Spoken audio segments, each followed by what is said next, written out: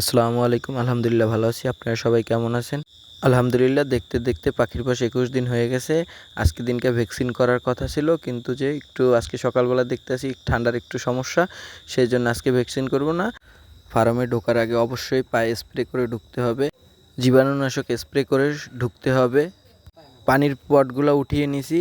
তারপর হলো যে খাবার দিয়ে দিব, কারণ হলো যে সবগুলা পাত্রে খাবার খাবার দিয়ে দিতে হবে, যাতে পানি পিপাসাটা বেশি লাগে।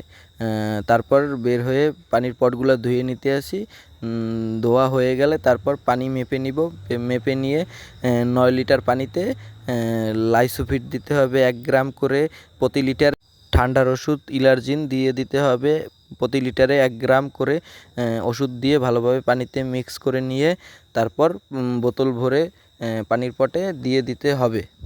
মূলত লাইসোফিটটা ইউজ করা দুর্বল কেটে যাওয়া, শরীর সুস্থ থাকা, খাবার বেশি খাওয়ার জন্য, সেই জন্য লাইসোফিটটা দিয়ে দিতে হবে। আর ইলার্জিংটা হয়েছে ঠান্ডার ওষুধ, দিয়ে দিতে হবে। পানি ভরা হয়ে গেছে, তারপর ১০ মিনিট পর, মিনিমাম ১০ মিনিট পর পানির পট দিয়ে দিতে হবে।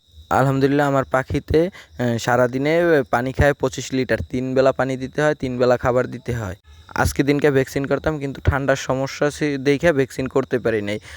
ঠান্ডার এই কোর্স শেষ ৩ দিন হওয়ার পর তারপর ভ্যাকসিন করে দিব।